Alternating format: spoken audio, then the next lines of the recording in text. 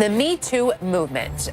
There is no denying this is an important moment in history, and it is marking perhaps a significant and many would argue much needed cultural shift. Survivors united will never be divided. Ashley Judd, Rose McGowan, and other actresses accused movie mogul Harvey Weinstein of decades of sexual harassment and assault. And the stories kept coming, toppling such entertainment icons as Brett Ratner, Kevin Spacey, and Louis C.K. A couple of weeks ago, my Facebook just exploded with on Facebook with the hashtag #MeToo. Many of us in Congress know what it's like. These harasser propositions such as, are you going to be a good girl? To perpetrators exposing their genitals, to victims having their private parts grabbed on the House floor. For every Weinstein out there, there's 100 more men in our communities who are doing the exact same thing. And as that movement has found its voice, we are hearing other voices questioning whether this is the right road to go down. Joining me today, forensic psychiatrist Dr. Carole Lieberman and director of the Women's and Children's Advocacy Project, former prosecutor Wendy Murphy. Good to have both of you with us. Carole, you've said that women are shouting sexual harassment like a battle cry, toppling men in Hollywood and D.C. like a house of cards. Things have gotten out of control. Not all of these cases are sexual harassment. Where is the concern for you? Well, you know, as an expert witness, I have testified on both sides of this case. And these cases take weeks oftentimes to be decided by a jury. And yet now, because of this battle cry, because of how the loudness of this cry and this movement, men are getting found guilty by public opinion, and then they're made to resign or they're being fired. And I think it's just, of course, it is true that sexual harassment happens. There are women who have been assaulted, raped, and so on, and they have scars, psychological scars. However, there were other reasons for why women make these claims. In civil suits, monetary reasons, of course. A lot of times it's women who were in consensual relationships, and then it didn't quite go the way they thought. They thought they were going to end up in a real relationship with this person, or the person would leave their wife, and that didn't happen. So then all of a sudden this became, in their mind, sexual harassment. So let me stop you there for just a minute, because a lot of the women who have come forward, and there have been men who've come forward too, let's not forget that. Yes, yes. They have been very clear about the fact that they are not looking for any monetary gain here. And that they are not trying to necessarily topple someone. In many cases, it's women coming forward because they now feel that they can say something without fear of retribution. Is that a good thing or a bad thing for society, Carole? Well, it's true in some cases, but, you know, I just heard in the news this morning that there's some women suing Harvey Weinstein and his company for $10 million. So it's not in all cases that it's just, you know, for the benefit of society. And in fact, I think it's damaging society, whether these men are guilty or not.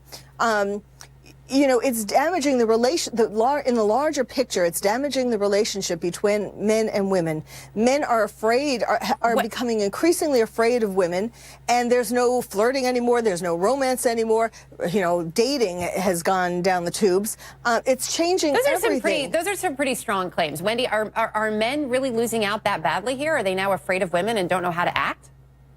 I just have not seen that, and I think it's laughable to describe any of the high-profile stories we've read about and heard about as dating, or, you know. No, that's not what I was saying. Come on. That's not what I was saying. I think Carole was referring to relationships, not to those. Go ahead, Wendy. I'll let you respond. But is there part of this movement? Is there part of people coming forward that risks taking away from the good many of these women and men are trying to do? Is it going too far? It's such an irrational statement that I'm not sure if I can answer it without raising my voice. But let me say it this way.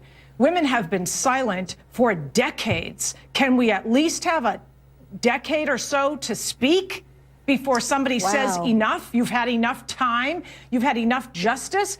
Only 2% of rapists spend one day behind bars in this country. Well over 1 million women are raped annually in this country. 500,000 college women are sexually assaulted when they should be learning.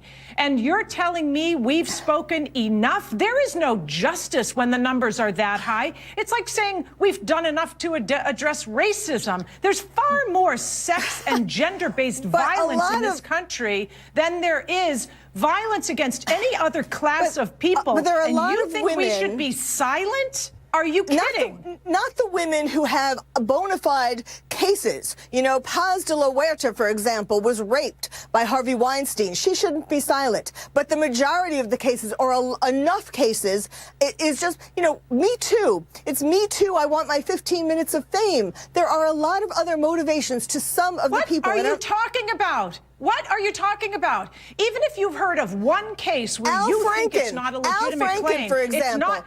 Those were not legitimate cases. He apologized, and being touched on your butt or your breast or your lips by someone and you don't want it to happen, that's a sexual assault. It's a crime. It's a felony. There is a difference. There is a big difference. Funny. And if Al Franken and you think it's a joke, you both need to stay quiet. Not the women, you two. There's a big difference between someone being touched on the butt. I'm not saying if you don't want that to happen, it shouldn't happen. I'm not saying it's okay. But the woman who was accusing him, the original woman or the main woman who was accusing him, who's a radio personality in Los Angeles, she was a Playboy model, and she was on this tour. So what? I don't care if she was doing naked cartwheels down Main Street. He doesn't have a right to touch her. And by the way, she was the one who said she didn't want him to lose his job. She was the one who actually cared about the guy a little bit. But she certainly was doing this for her 15 minutes of fame. You know, you have to look at the other motivations. What did she get out of it? She got a lot of TV coverage. You know what you get out of this? You know what you get out of this, Carole? You get more expert witness jobs. Is that why you're doing this? Because you sound out of your mind crazy to tell people to stay quiet. I have enough expert witness jobs, thank you very much. And I determine it takes quite a bit of psychiatric evaluation to determine whether the woman is telling the truth, or I've had cases where the men... Are you kidding me? How about doing some psychiatric evaluations of the men? How about telling them that they need a tune-up because they can't keep their hands off of women? Do that. These women aren't crazy. As well. Do you know how many years women in this country have suffered with people like you saying, oh, maybe she's crazy, perhaps she's lying? When are women going to be entitled to the presumption of respect from people like you? When are they going to get the decency from people like you, the belief that comes with the presumption that everybody's entitled to? You are when we report rape, we expect to be believed and respected. And this is the problem with this Me Too movement. That is the problem. There are some legitimate women who have been legitimately sexually harassed or assaulted, and then there are women who are just really angry at men. That's the problem. You probably hate the. Wait, but can I stop you? I'm going to stop you both. I'm going to stop you both for a minute here, because one of the things that has come up is not so much that these are women who are angry at men, but that there are a number of different things that are being talked about at the same time here. There is sexual harassment. There is sexual assault. They are different things. They both deserve to be taken seriously, regardless of which category they fall under. But Carole, you're making the case, it sounds to me as if you are making the case that you believe the majority of the women who have come forward across the board, not just accusing people whose names that we know, that they are doing it for some reason. I mean, I have to go back to even some of Ronan Farrow's reporting in The New Yorker. Annabella Sciorra, an actress who her claims about Harvey Weinstein are 2 decades old. And one of her concerns for not speaking out, not only the backlash professionally, was her concern that she didn't want to be labeled in that way. She didn't want to forever be known as this woman who came forward and accused Harvey Weinstein. You know, to Wendy's point, it is a difficult thing for someone to raise their hand and say, I have felt assaulted, harassed, or violated in this way. Do you really believe the majority of these women are doing this for some sort of 15 minutes of fame or some sort of financial gain? I don't know if it's the majority. I don't know the percentage, but certainly there are some. But why do you? Can I ask? But why do you believe that? Because so many of them have come out and said exactly that. I didn't necessarily want to talk about this, but I'm talking about it now because that happened to me too, and it's not okay. Well, okay, but then why are they saying that? Because it's not okay. I mean, the reason why I'm saying it is because I personally have examined over the years many women who have come forward and said, Me Too. I mean, this was before the Me Too.